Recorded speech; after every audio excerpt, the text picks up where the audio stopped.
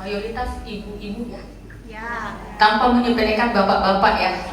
Oke, jadi ada beberapa poin yang ingin saya sampaikan. Semoga ini memberikan kesadaran buat kita bahwa sebenarnya apa tujuan kita ke sini. Tadi malam saya sama CRC itu ikut meetingnya Bang Fawas dan Pak Firdaus itu sampai jam 11 malam, tiba di rumah jam 12 malam. Kita ibu rumah tangga loh, ibu-ibu. Ngapain kita seperti itu? Iya kan? Gue punya suami. Benar tidak? Suamiku lalu mencari uang. Sisaku. Benar nggak? Paham Bang Fawas? Harusnya suamiku yang cari uang, bukan saya. Siksanya saya, gitu. Ya. Jadi maksudnya kan tanggung jawab di tangan suami, oke? Tapi ini keseluruhan wanita dan pria. Kalau pria kan memang kewajibannya kenapa harus berusaha ya, karena harus menafkahi keluarga. Tapi kalau seorang wanita, kenapa dia juga harus berusaha? Ada beberapa poin, kalau bisa dicatat silakan, karena ini bisa menjadi trigger untuk kita, pemicu untuk kita. Kenapa sih saya harus seperti ini? Gitu. Kalau saya merangkumnya dalam beberapa poin, ya. Yang pertama, kenapa seorang wanita harus berdaya? Kenapa seorang wanita harus berdaya?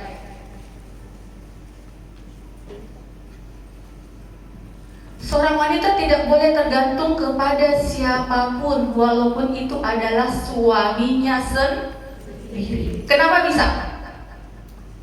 Ada yang punya pengalaman? Angkat tangan.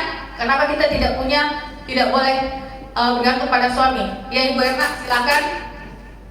Pengalaman pribadi yang pendek, singkat dan padat karena saya punya waktu hanya 15 menit.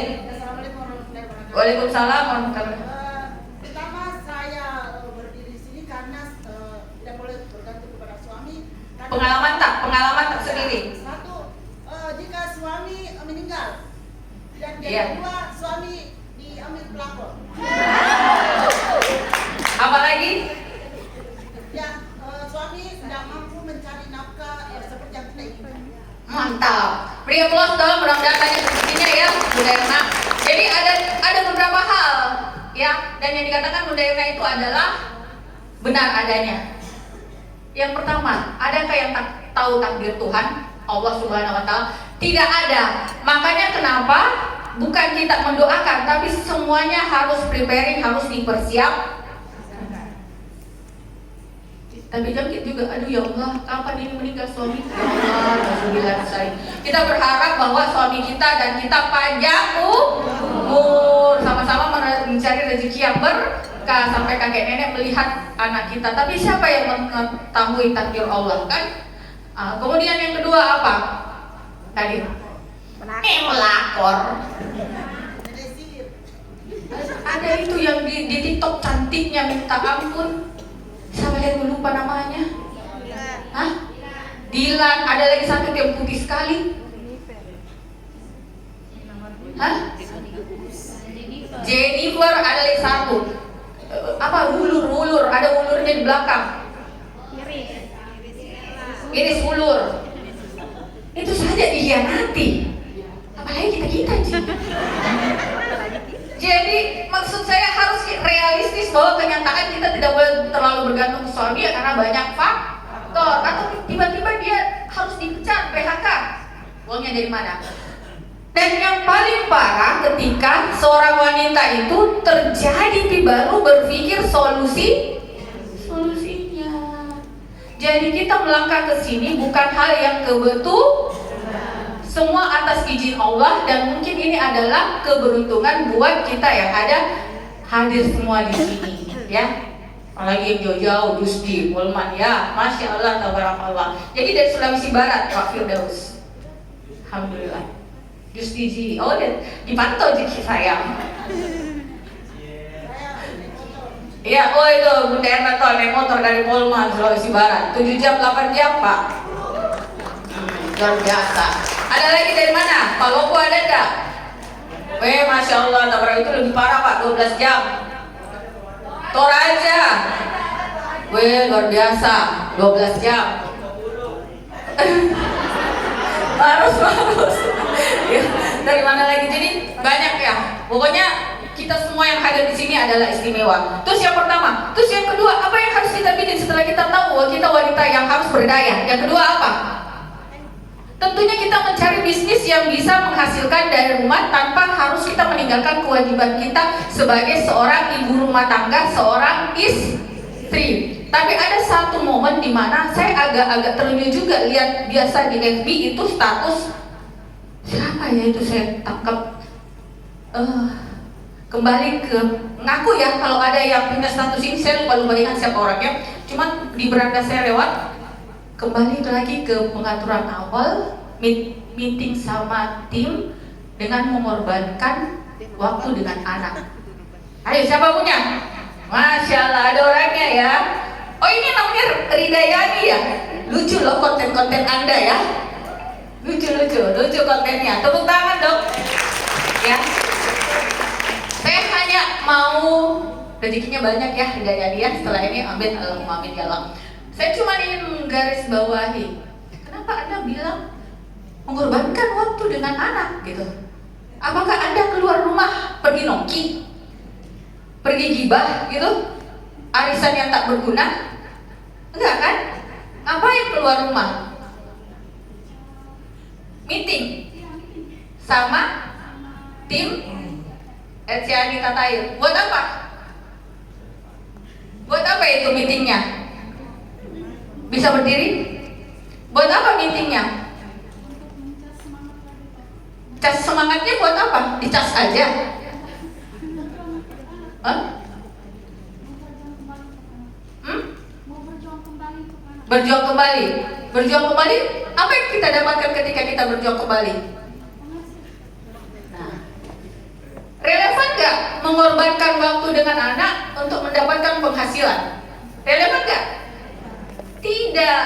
Yang ada adalah kita menitipkan anak di tempat yang teraman. Misal kita punya ayah ibu di rumah, titipkan anak, kita tinggalkan untuk apa? Masa depannya anak gitu. Tepuk tangan dong. Anda berniat membantu suami Anda berniat menjadi pejuang buat anak-anak Anda, gitu kan? Jadi jangan pernah ada di mindsetnya itu bahwa kita meninggalkan rumah dengan mengorbankan dia untuk mencari rezeki. Tidak ada yang dikorbankan di sini, malah kita pergi untuk kebaikannya, masa depannya. Nah ini yang salah persepsi yang selama ini ada di otak kita, sehingga ketika keluar rumah kita merasa bahwa anakku perlu menjadi korban. Lebih korban mana ketika dia mau sekolah, Anda tidak punya uang. Ketika dia masuk di Alfamart mau beli es krim saja, Anda bilang tidak dijual, marah satpamnya. Lebih mana? Lebih mengiris hati yang mana? Kecuali Anda keluar rumah, terus ngapain? Nongki tidak jelas. Kalau nongkinya bermanfaat, kemudian menghasilkan, terus anak mau sekolah, kita bisa bayar seberapa banyak pun itu uang sekolah, karena pengennya di situ sekolah. Bahagia tidak? Anak korban tidak? Ya. Berarti tidak relevan. Oke, sampai sini clear ya? Itu poin keduanya. Bisnisnya apa sih? Gitu. Saya juga bercerita. Saya pengen anak saya jadi dokter, ya. Cuman qadarullah, sebenarnya di Unhas dia lolos, tapi nilainya di kedokteran gigi dan fakultas teknik. Tapi saya maunya di kedokteran umum, ya kan? Karena masuk Unhas itu kedokteran umum susah sekali, hanya 20% jatah untuk UMPTN. Jadi persaingannya besar sekali. Nah, saya harus kuliahkan lagi dia di universitas yang unggulan juga, sama statusnya dengan Unhas, di mana biayanya juga luar biasa. Jadi saya biaya masuk itu sudah tembus sekitar hampir 400 juta. Kalau saya PNS, ASN tanpa menyepelekan ya, tapi ini kenyataan. Bisa nggak saya maunya saya dan maunya dia klop gitu? Bisa nggak? Ya nggak mungkin. Gaji saya, uang saya tinggalkan ASN 3 juta. Pada saat itu saya menyekolahkan anak saya di Al-Azhar 1,5 juta, 1,5 juta untuk biaya hidup saya. Cukup nggak? Tidak. Akhirnya alhamdulillah karena MSI saya bisa menyekolahkan dia. Uang bulanannya berapa? Saya hitung dengan SPP-nya, itu tiap bulan saya harus keluarin 10 juta. Kalau gaji saya di ASN 3 juta, 4 juta sekarang minus dong. Ya kan? Oke, jadi poinnya yang pertama apa tadi? Ya, yang kedua apa? Cari bisnis ya. Yang ketiga apa? Bisnisnya apa? Ya, bisnis jaringan dong. Tepuk tangan untuk MSI. Kenapa? Karena kita bisa melakukannya di mana saja, kapan? Bahkan di kamar mandi. Lagi sesuatu di kamar mandi, berlama-lama di kamar mandi sambil pegang HP, closing. Ya? Ya loh, banyak yang seperti itu. Banyak sekali, karena saking tidak maunya menyia-nyiakan waktu. Oke? Cuman kalau kita masuk ke bisnis jaringan, melangkah lagi ke poin 4. Ini yang saya mau ajarkan, bukan ajarkan sih, sharingkan. Siapa yang sudah 3 tahun di MSI? Siapa yang punya upline dan downline? Semua di sini pasti punya upline dan downline. Poin keempat adalah Anda tidak perlu melihat ke upline Anda rezekinya, dan tidak perlu semangatnya tergantung pada upline-nya maupun downline-nya. Penyakit orang yang gabung di bisnis jaringan kemudian down adalah selalu melihat rezeki upline-nya. Ini yang saya katakan tadi malam di meeting CRC saya. Kenapa? Karena itu sama saja racun buat diri kita. Kalau saya prinsipnya begini, rezeki upline saya itu sudah ditentukan sama Allah Subhanahu wa Ta'ala. Bukan ranah kita untuk mencampurinya. Benar tidak? Kita sudah syukur karena berkat beliau kita dipertemukan dengan MSI. Kalau prinsip itu yang kita tekankan, nyaman tidak perasaan kita? Nyaman tidak? Anda Tuhan? Anda Allah? Mau mencampuri rezeki yang didapat upline Anda? Tidak kan? Itu poin pertama. Yang kedua,